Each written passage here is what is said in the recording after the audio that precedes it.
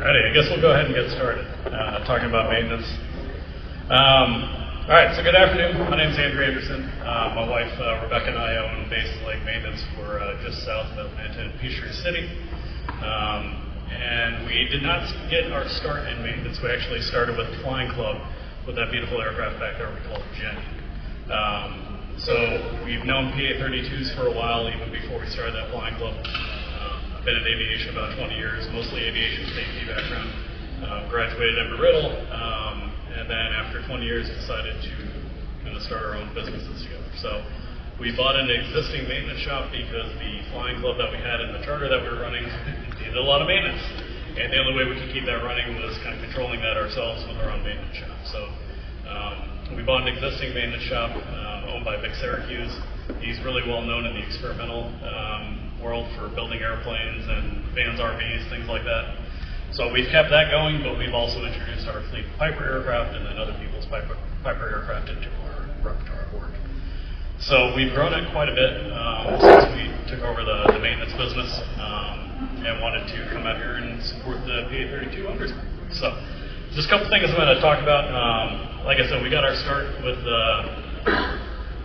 Jenny back there in the back. It's a 2000 Piper Saratoga turbocharged, and that's what we originally started the Atlanta Flying Club with. Had a lot of members. Pretty much everybody was a Delta pilot, and they didn't really fly enough to stay proficient. And everybody asked us if we had a training aircraft. We said, no, you don't train in a Saratoga. So we ended up getting a Piper Archer, and the club kind of grew with kind of that route. Where now we've got 3 Archers, we've got a Cherokee 140. We have 2 Cherokee 6s that we have in 1974 to 1978. And now we have our second location out there. So we're down at Peachtree City at Falcon Field, and then we just opened up our second location up at LCU this past week. So the club is doing really well. We took the Saratoga out of the club, and we put that on our 135 charter certificate. So now we actually charter the Saratoga, and it runs between 70 and 90 hours a month running charters. So that's been really good. But none of that would be successful. I don't think we definitely wouldn't have the charter, and I don't think we'd still have the Flying Club if we didn't have our own maintenance shop and a very good running maintenance shop. So, like I said, Basin Lake, that's kind of where we base everything out of. It's our maintenance shop. So we've got the group there. We've worked on all different kinds of Piper aircraft. We've had Comanches. We've had the J3 Cub come through. We love PA-32s. We do a lot of PA-28s. So we've seen a lot of the Piper variants. I think maybe 1 or 2 Cessnas have come through the door, but it's almost 100% Piper and then some of the experimentals, which is interesting because you see what people do to their airplanes when they have fewer regulations. The engines are all the same, and that's some of the things I'm going to talk about later on. Some lessons we've actually learned from that experimental community and things to watch out for on your aircraft. So we do a lot of interiors. This is our Cherokee 6 on the top that it was nice, but a lot of it was original, so we ripped out the old carpeting, the old side panels, and we put new stuff in. The bottom was the Cherokee 140. It's a 1969 140 that again, everything was original, so we ripped it all out and we put in new.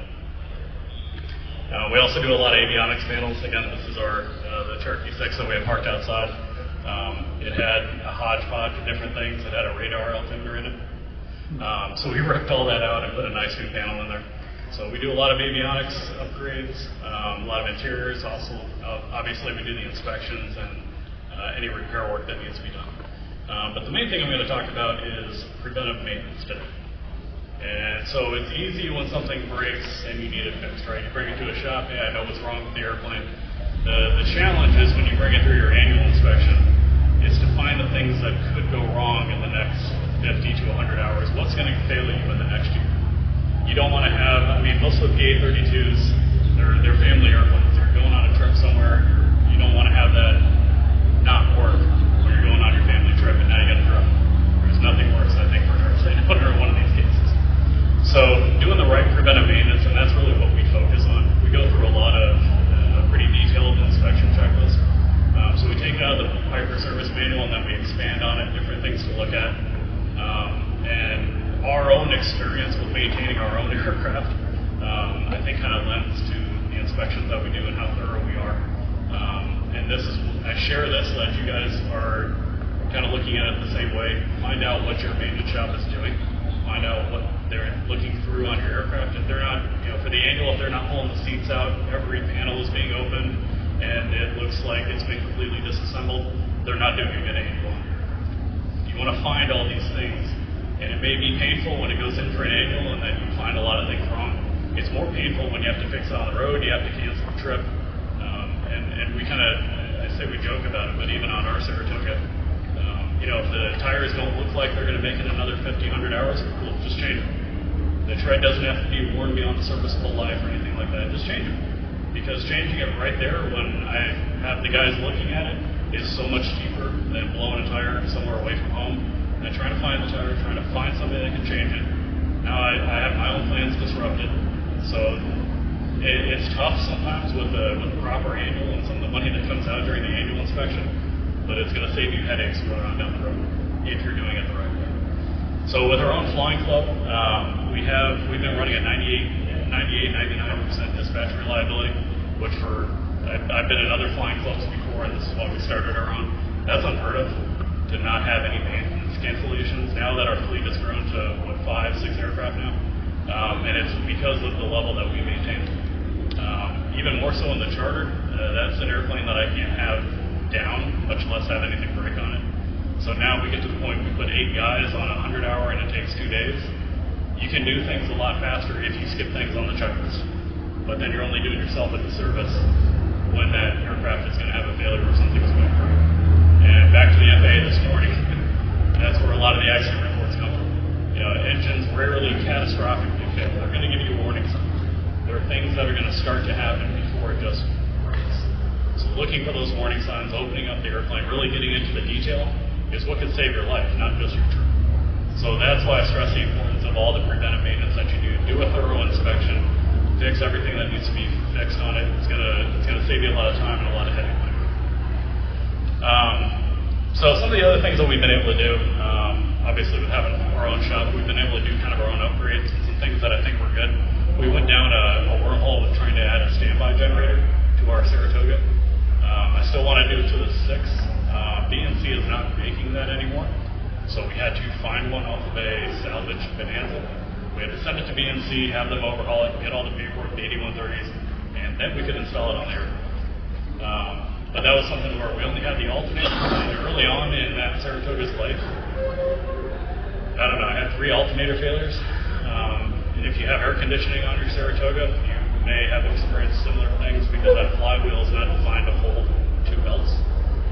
So what had happened with ours was the belt would actually flip in the channel, and it would still turn the pulley on the alternator, but it wouldn't put out 28 volts. So it'd start killing the battery, and you wouldn't realize it. So anyways, plus having a charter aircraft to fly 135 ops and to fly IFR, you need to have a second generator. So that was really our impetus to put it in there. But early on with that airplane, I lost the alternator so many times that I was fed up. So we installed that. I think it's a good move if you can kind of hunt down the right parts to get that standby generator installed. We've lost the alternator in the Cherokee 6 a couple of times and brought it back to Orno, which I don't recommend unless you're experienced. But having that standby generator, it may not, you're not going to continue the flight as normal, but it may help you get the airplane home if you have that standby generator installed. To do that, you have to remove the vacuum pump. So that takes you down a whole wormhole of avionics upgrades that you may or may not want to do. But it's something to at least look at if you're looking at upgrading your panel, or we're doing some different avionics. Consider that standby generator. I think the entire thing for us is about $4,000 or $5,000. Actually, it comes with the BNC standby. I think it's a 410. Then you also have a voltage regulator. That's only about $2,000. Installing it is a whole different. You gotta take apart some panels, put in some new wiring, and do some other stuff. So it's not a cheap upgrade, but again, how many times have you been stuck somewhere with an alternator fit? And if you haven't, you probably will at some point. So that's a good one. But like I said, the charter, I can't have the downtime. We have people that are constantly flying in that. I think this weekend is the longest it's gone without flying somewhere, and it's running here. And then even tomorrow night, we have 2 trips as we get back to it. So that aircraft is constantly flying. The proper preventive maintenance allows it to keep flying safe. So the last thing we want to have an issue with is obviously flying the airplane, but on the 135, flying for 8 passengers, you definitely don't have any issues. say I'll speak a little bit to, and again, this is more for you guys to kind of have a conversation with your own mechanics, your own shop. If there's something that doesn't feel right with your aircraft, make sure it gets fixed. You guys know your airplanes, you're flying it all the time. Nobody else, no other mechanic is flying your airplane the way that you guys are. If you notice something starting to change or something that you just don't like, don't accept somebody telling you, oh yeah, no, it's probably fine. And again, I won't speak too much about this. I watched this one happen with the nose gear collapse. I think it's still making its rounds, but the little history on this one, about 2 weeks before this happened, they had a gear issue. They put the gear down, didn't see the 3 gear. So they did the right thing. They pulled the emergency gear extension. They flew down the runway. Everybody came out there to look. The fire department came out and just wanted to make sure that they're going to land safely. And you could tell, I watched that Saratoga with the nose gear hanging back before, and that's a feeling in your stomach you never want to have. But you can see the nose gear was all the way forward. The gear extension worked. They came, landed safely, no problem. Then went to a maintenance shop. They swung the gear, they said, about 50 times. Couldn't find anything wrong. There's no way that you don't see 3 green, and then you do a gear swing and you can't find what caused you to not see that 3 green. So anyways, then they went to go fly again and had no problem. They went down to Florida. I think they did 3 landings or so. Came back home, put the gear down in the downwind, and didn't get the 3 green. Assumed it was like the problem that they had before and thought everything should be fine. It wasn't. So they landed on the mains. They touched down the nose. As soon as they started brake, it had just slowly collapsed. There are some human factors, things involved in that, which I'm sure maybe that'll be in the next FAA presentation. But to have a mechanic saying, "Oh yeah, we couldn't find anything wrong with it," don't take that as your answer. Make sure you find the issue. If you don't see 3 green, something went wrong. And I'm talking about gear, so for the 6s that may not apply, but it goes for anything in your aircraft. You know your airplane. Make sure you find what is making you question it. Or if you feel like something is off, you feel some more vibration, find the source of it before it gets worse. It's not going to get any better. So just a couple of lessons learned on that that I wanted to share. Again, talking about doing more or better preventive maintenance, not all annual inspections are created equal. So we go through a pretty thorough checklist with the annual inspection. It's basically right out of the service manual, and I'm sure a lot of shops do the same thing. A lot of things that we've seen that we're missing that the FAA is now focusing on. The instructions for continued airworthiness. So if you get those panel upgrades, you get that standby generator installed, there is instructions for continued airworthiness that go along with it. It may be every 10 years and everybody forgets about them. It may be every 100 hours that some kind of inspection is required. So making sure that you're complying with those, that's what we see a lot of things missed. And same thing on the PA32 line. There's not just the annual inspection, which is essentially the same thing as a 100-hour inspection, but there's also things that need to be done at certain intervals. So 400 hours, 500 hours, 1,000 hours, and 2,000 hours. One of the things at 2,000 hours is you basically rip out the entire interior and you inspect the structure of the aircraft. Make sure that that's been done. If you bought the aircraft recently, there should be a logbook entry about that. If it hasn't been done, you should think about getting that done. Those are the things that a lot of people, it looks like people miss. We bought, I think, 3 PA32s now, and none of them had any of those inspections done. So we did that for us. These are service bulletins? These are the service bulletins? There is ADs and service bulletins are separate from that. Okay. If you actually pull up the service manual for the PA32, it kind of lists everything, and then off to the right it says at 50 hours, 100 hour, and then it's got different intervals, and at the end of that, it talks about like you're turbocharged every 1,000 hours, you're supposed to overhaul the turbocharger. Most people wait until they do the engine overhaul. That's at 2,000 hours, not 1,000. So could you have a wastegate that fails? It could be a little spring in there, little things that can go. They're at different inspection intervals than the rest of the aircraft. So those are things that we see a lot of people missing. And depending on the aircraft type, there's more for the Saratoga, the newer Saratogas at those intervals. Some things are pretty small, like at 400 hours, you're supposed to check the torque on the rocker box covers. Little things like that aren't as big as tearing out the interior at 2,000 hours, but still making sure that we're doing that. If you have the slick mags, there's a 500-hour service bulletin. That's something that's a service bulletin. It's not part of the Piper service manual, but still something to look at. People think, oh yeah, no, it's 700 hours, it's fine. They're just going to fail. So if you want to make sure that your trip is not interrupted and you're going to fly safe at 500 hours, comply with that service.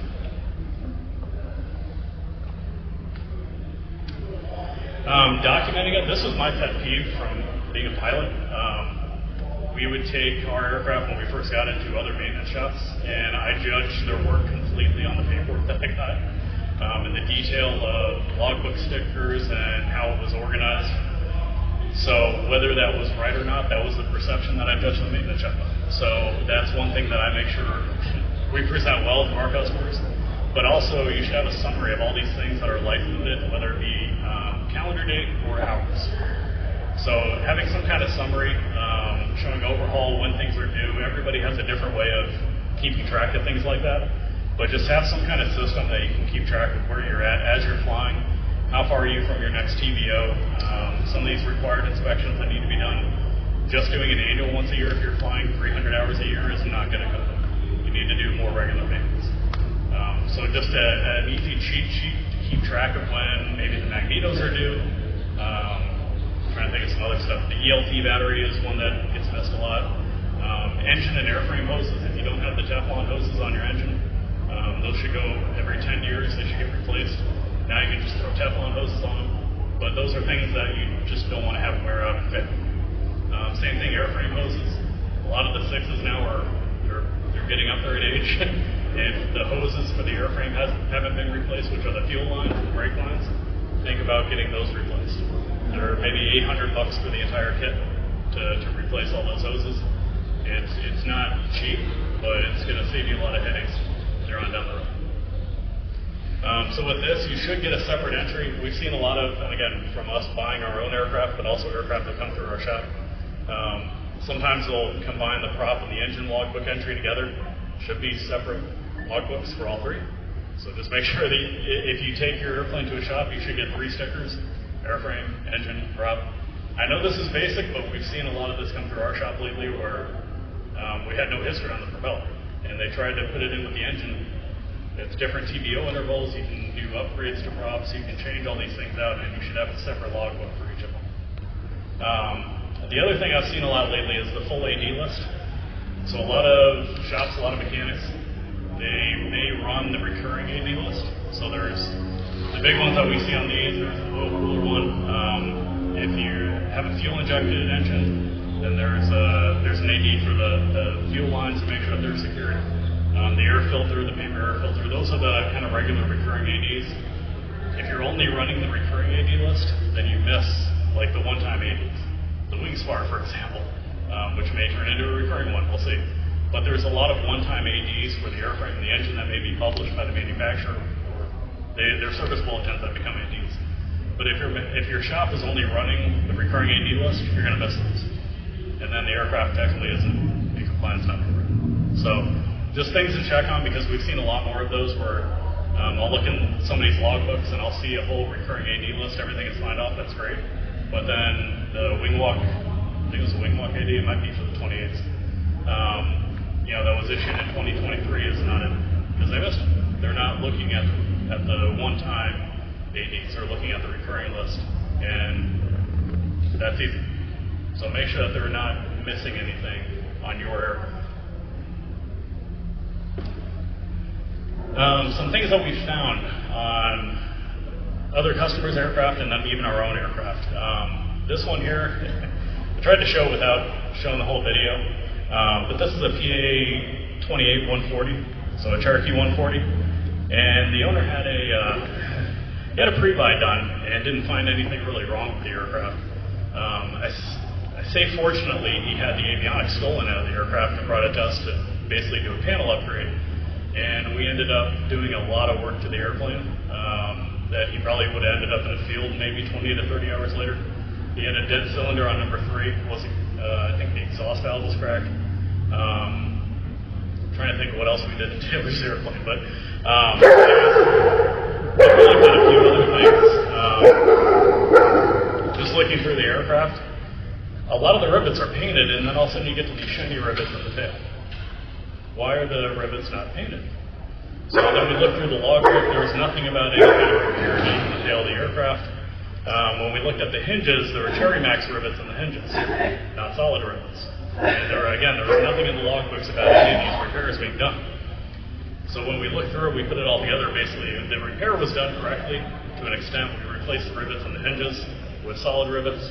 And then we looked at basically the tail cone, the bulkhead here. Maybe they had a hard landing one day. Maybe they started pulling the aircraft and the tail hook was still tied in. Don't really know what happened. But there was some kind of damage to the tail end of this aircraft at some point. It was never documented. So a lot of times when you go to buy an aircraft, they say, oh yeah, there's no damage history. Okay, that's great. So there may have been damage you just didn't put in the logbook. There are simple things that you can just look at the aircraft and say, hey, something's not right. And ask the question why. And look for that explanation. Even if it was repaired correctly, okay, but why? What happened to the aircraft? What went on? And make sure that you don't have a bigger issue. On the other side here, this is our Cherokee 6 that's sitting outside. We were doing I think the annual on this, maybe the 100-hour, whatever we were doing. On the bottom of the stabilator, Zach here saw something that wasn't right. And when we looked at it closer, it was speed tape that somebody had painted over. We peeled the speed tape back. There was a cut in the skin of the stabilator. So the page next to it is specific in the service manual that on any kind of control surface, if you have a hole in the skin, you can't just patch it. You got to replace the skin. So that's what we ended up doing. So Zach and a couple other guys got a class in replacing skins. So we ended up having to take the entire stabilator off. We did a lot of work. The balance tube needed some work once we started pulling that off. And then we had to find the skin from a salvage yard so we could put that on. And then we had to basically tear apart the stabilator to even put that skin on. So you see why somebody just taped it and then painted over. That's not correct. That's an illegal repair. You can't do that. So just looking over the aircraft and really going through it with a fine-tooth comb, you can find some of these things that could be an issue later on. You think a crack like that maybe isn't a big issue. If you fly it enough and that crack continues to grow and they get to the point that it separates from the aircraft, you have a much bigger issue on your hands. So at the time, whoever did this, I hope they're no longer an A&P or a mechanic, but you don't just speed tape it and then tape it. That's not how you fix it. Did they stop drilling at least? No, it wasn't even stop drilling. That would have given him at least a couple of points for that, but no, it wasn't even stop drilling. Some other things that we find, and this is not, again, when you know that something is wrong with your airplane, and okay, you bring it into a shop, and all right, we're going to do some repairs. That's easy. It's these things that we find just doing a normal annual inspection that scare us, and that's why we do these regular inspections. This one on the top left, it's out of a what is the RV6? Yeah, RV6. So you might think, all right, well, that's experimental. We never see that. Well, it was the same 0320 engine that you find in a Cherokee 140, same Lycoming. It's the same oil sump filter that you can pull out and check and should be checked during the annual. There was only 200 hours on this engine, and when they pulled this screen out, it's just metal shards sticking out of it on a 200-hour engine. So that was a problem. So we pulled the engine off, and it went to the engine shop to get overhauled again. And it was I'm trying to think of what it was actually called. It was I think the piston rings around the crankshaft. They were just out of alignment a little bit, and it was just making go. So it was eventually going to fail. And not everybody checks this screen when they're doing either 100-hour inspections or annuals. So the oil analysis on this for the same engine, it was fine. It was showing green. So it wasn't just the oil analysis that you're looking at, oh yeah, everything's good. Cut open the oil filter, look for metal. Pull out the sunscreen, look for metal. A lot of times you'll find carbon, debris, stuff like that in there. This is probably the worst we've ever seen. But maybe it saves somebody's life because we pull it out, and again, sucks they had to have the engine overhauled again after 200 hours, and it was still under warranty. But that's the kind of stuff that over time it's going to wear down, and your engine's going to go at some point. Some other things like the cracks in the muffler.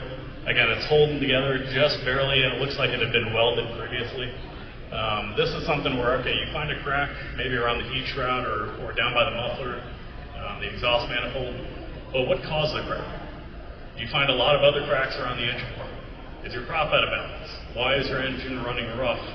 Why do you have that kind of vibration that is causing cracks like this? We've seen that on a few aircraft. We found the crack baffling. We found alternator brackets cracked. Something is causing a lot of vibration in that engine. Something is about to go. That's what you need to pay attention to before your engine actually fails. What else are we going to do? Valve cover gaskets. I think Frankie pulled these off earlier this week on a Cherokee 140. It looked like he had oil kind of leaking. He said from his cylinders. Forgot what was actually leaking from it, but It was old drain return fitting. yeah, yep. So, but then it looked like, hey, let's go ahead and replace the gaskets that are on the valve covers. And then as soon as he took the cover off the seal around it is cork, and that's what they come with on a new cylinder. Why, I don't know. But the cork just disintegrated, and there's maybe 400 hours on that engine. So replace those with silicone. You should always get the cylinders borescoped. So always take a look inside, see if you see anything wrong. There's a whole lot of ways to look at, okay, what kind of wear are you seeing, what should be right, what should be wrong. You can see if you have a cracked valve, you can see if something's going really bad, you can see the scoring, you can see checker marks, stuff like that. That's what you really want to pay attention to. If you really want to overanalyze it, you probably can, but you want to look for the big things. That's going to be your sign of something about to fail. It could just be a stuck valve. Yes, sir. Send the Savvy, the pictures? No, that's our total back there. That's actually No, the good. Borescope pictures. You Oh. send them to Savvy so they can put them in their system. Yes, you can. If you want to borescope them yourself and send them to Savvy, if you're not sure kind of what you're looking at, but most mechanics should know what's good and what's not, just by looking around. Our guys take pictures, and then I keep them for our customers, just so they can see them in a Dropbox. If you can establish some kind of wear trend, so if you're going back to the same place year after year, you should be able to look at the cylinders year after year. Are they getting worse? Do you have a lot of oil getting by the rings? That, again, that's all the preventive. Is something about to go on the engine. The other thing, I think this is 400 or 500 hours on the PA32s, is pulling the prop off and cleaning up the sludge in the crankshaft. It's a glamorous job, but it's those little things that you want to make sure are being done on your overhauls. And I'm bringing this up. One of the shops that we work with, Twin Aircraft Engines, are about 10 miles west of us. It's Brian and Andrew. They are twins, so it's Twin Aircraft Engines. I've known them for about 10, 15 years, and they do good work. They overhaul most of our engines. A lot of times we'll get people that'll fly their airplane in. We'll pull the engine off and just drive it over to them. They'll do the overhaul. In the meantime, we'll do an interior, do an avionics panel, whatever needs to be done, and then we'll put the engine back on. Most engine overhaul shops do not remove the engine from the aircraft and then install it back on. So a lot of them just do the overhaul, so you still have to find a shop that's going to pull the engine, reinstall it, make sure it's signed off. That was another thing we found on that Cherokee 140, talking about engines. They had done an engine overhaul, and they put the bigger cylinders on there to make it 160 horsepower instead of 150. And the engine overhaul shop had given them the 337 with the engine, I guess, partially signed off. Why they would do that, I have no idea. It's not a shop that I work with or that I know. But they gave them the 337 because technically, that 337 should apply to whatever aircraft you install that engine on.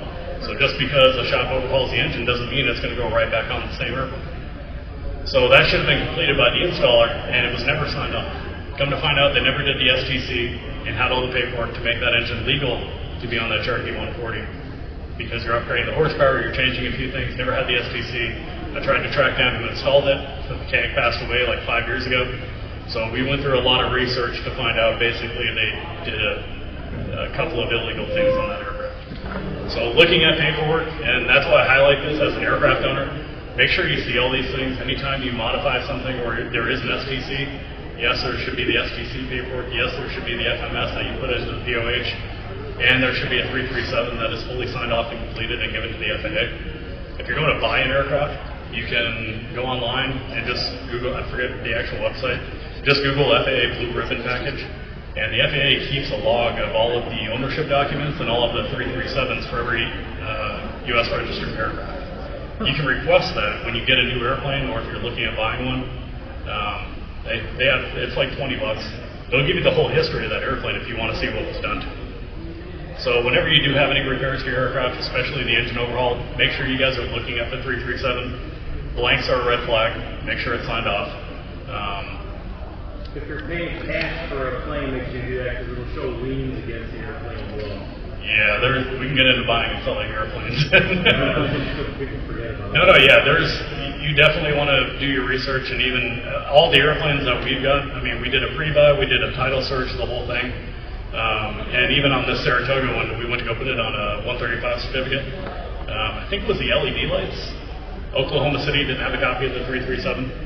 So even a well-maintained airplane, you can miss things. Is it illegal? Not really, but you want to make sure that you have the complete records to the aircraft. So back to engine overhauls. It seems to be a scary thing for a lot of people. It's not just the engine hours that can require an overhaul. Obviously a prop strike or anything like that. But dealing with a lot of the experimental community, they seem to think that they can run their propellers and engines forever, and TBO limits don't apply to them. But it doesn't matter if it's on an experimental or a certified aircraft. The TBO limit is there for a reason. You can run past that as long as you're paying attention to your aircraft. Depending on how often you're flying it and how good your maintenance is, I would never recommend that. We've flown a couple of our Archers past TBO, but then you can see when the case starts leaking oil, okay, it's time to pull it apart and overhaul it. Propellers seem to be overlooked a lot. Everybody gets fixated on that 2,000 hour time on the constant speed propeller. There's also a calendar date that goes along with that. So depending on which propeller you have, most of them are about 5 years, some are up to 7 years. Hartzell says don't ever go past 8. And the lawyers will say don't go past 10. The Cherokee 6 that we bought, the prop hadn't been overhauled in 20 years. Only had 800 hours on it. So, oh yeah, no, it's good on hours. Well, the rings that sit in the hub that hold in your engine oil that's flowing through your prop, when those seals go, that's a catastrophic thing that happens. So it's not that there's anything wrong with the blades of your prop. Your prop is going to look fine. It's the internal seals inside that hub that have a calendar life limit to them, not just the hour limit. So if you have an aircraft that's been around for a while, even if you don't fly it that much, or maybe it didn't fly as much before you got it, look and see the date of the last overhaul of that prop, and just make sure it's not more than 8 to 10 years. If it's more than that, take it, get it overhauled. It's about $3,000 or $4,000. Most prop shops can turn them in about 3 to 4 weeks, 5 weeks maybe for some of the 3-blade ones. It's not as big of a job as the engine. Also look at the prop governor. So that kind of goes hand in hand with the prop. We just did the same thing off the 6 that we have sitting out there. We pulled the prop off.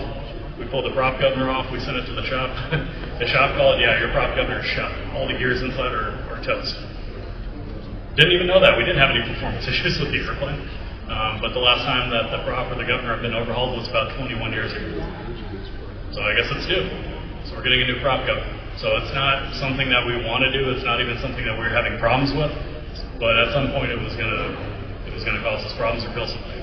So, pay attention to the calendar dates on things as well, not just the hours, because that can have different issues to it. Don't really see this in the certified world, but if you ever ran into a prop that's sitting on a shelf, the shelf life limit for most props from Hartzell, anybody else out there, is 3 years. The reason for that, you don't have the oil going through there. The O-rings inside the prop hub are going to dry out faster than if you have oil running through them. So I don't know how you have it on certified. In the experimental world, a lot of times the guys will buy a prop that'll sit on the shelf while they're finishing building the airplane, and then they go and throw the prop on. Oh yeah, no, it's a 0-time prop. Yeah, but it's been sitting around for 10 years. You don't know what's going on in the hub. Go get it overhauled before you fly it. So that's just another thing that we've seen.